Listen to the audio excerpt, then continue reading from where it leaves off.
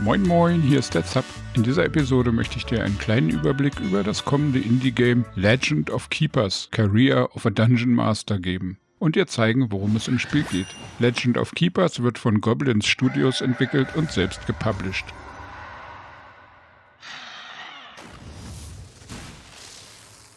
Was ist Legend of Keepers? Legend of Keepers: Career of a Dungeon Master ist ein taktisches Managementspiel, in dem man die Verwaltung und Organisation eines bösen Dungeons übernimmt und verhindern muss, dass die abgrundtief guten Helden deinen wertvollen Schatz klauen.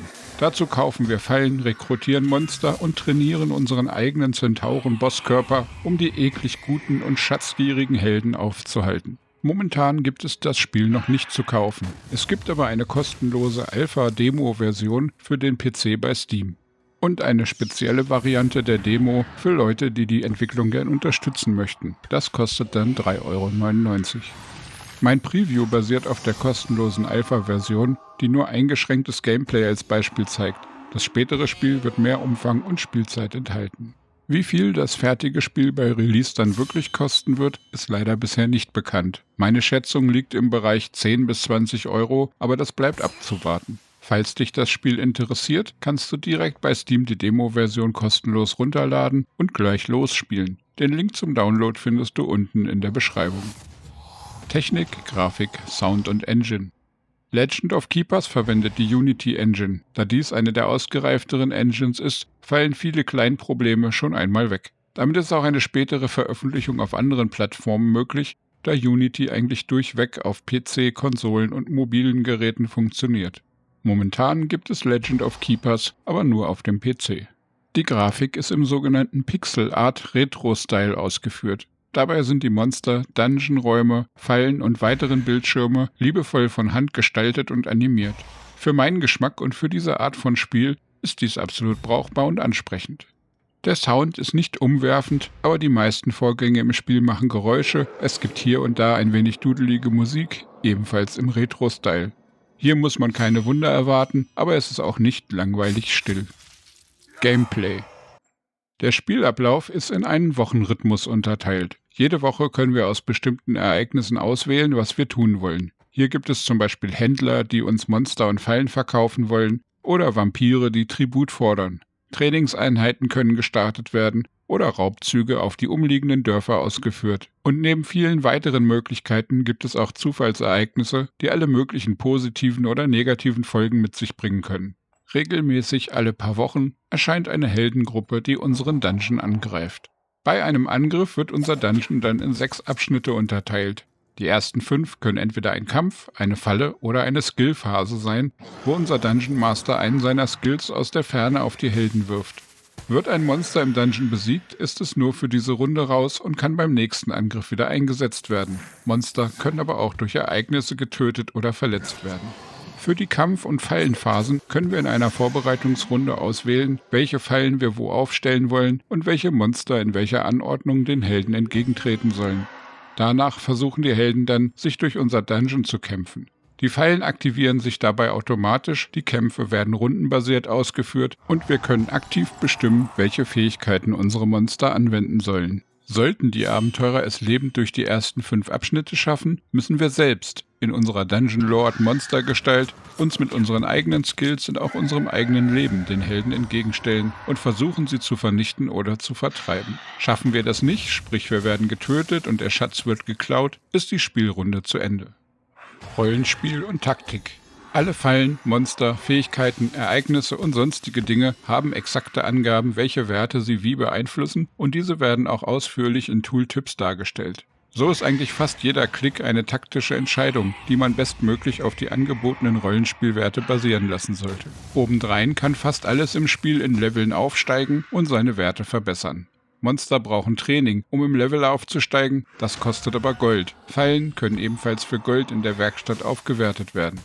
Der Dungeon Master kann ebenfalls stärker werden, dies kostet aber neben Gold auch die aufwendiger zu bekommenden Ressourcen, Blut und Tränen. Und natürlich werden im Laufe der Zeit auch die Angriffe der Helden immer stärker, da diese ebenfalls in höheren Stufen daherkommen.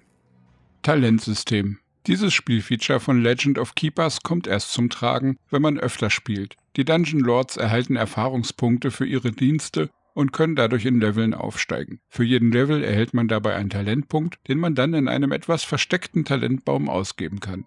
Dieser Talentbaum wird nur beim Beginn einer neuen Runde mit einem Charakter angezeigt, der bereits Level hat. Man muss also bereits eine Runde mindestens gespielt haben, um ihn sehen zu können. Hier kann man dann permanente Verbesserungen sowohl für den Dungeon Lord wie auch für die Monster kaufen. Und so wird der Dungeon Lord und sein Monsterteam von Runde zu Runde immer besser. Hier steckt dann noch eine Zusatzmotivation drin, das Spiel öfter zu spielen.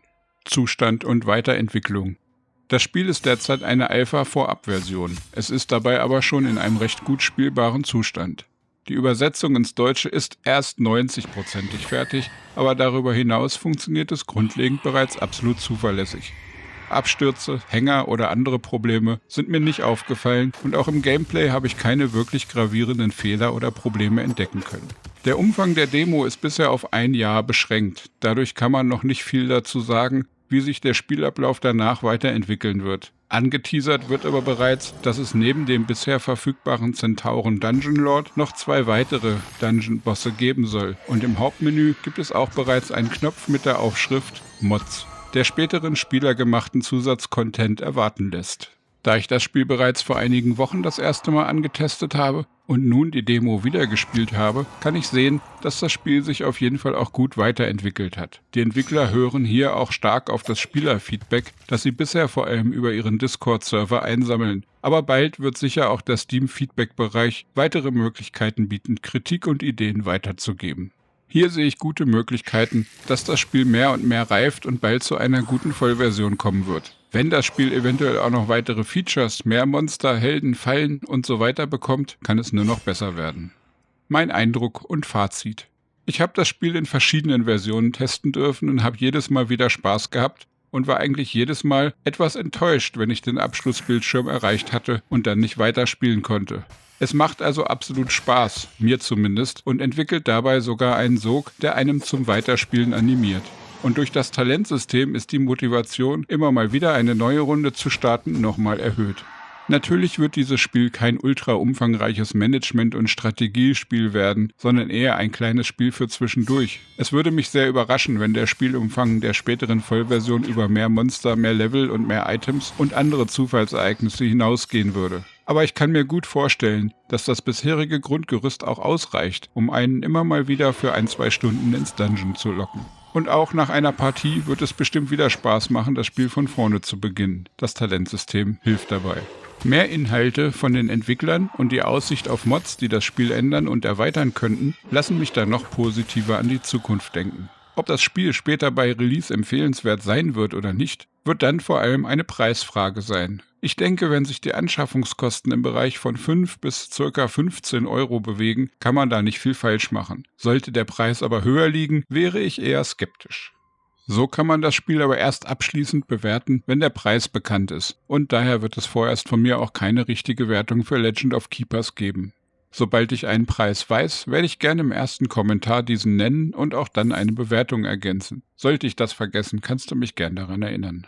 Wie gefällt dir dieser kleine Dungeon Keeper, Rollenspiel und Strategie-Mix? Magst du gleich deine Monster losleveln oder lässt dich diese Art des Spiels eher kalt? Gefällt dir die Grafik nicht oder ist es gerade das, was dich begeistert? Schreib mir in den Kommentaren deine Meinung und dann können wir ein bisschen darüber diskutieren, auch gerne auf meiner Webseite zapzock.de im dortigen Community-Forum. Falls dir dieses Video so gar nicht gefallen haben sollte, weißt du, was du tun kannst. Ansonsten würde ich mich aber über einen Daumen nach oben freuen. Und falls du noch nicht abonniert haben solltest und gern mehr Videos von mir sehen möchtest, klick auf den Abo-Knopf und aktiviere die kleine Glocke daneben, um Benachrichtigungen zu bekommen. Dann wünsche ich dir einen tollen Tag, lass es dir gut gehen, ciao ciao, dein Zap.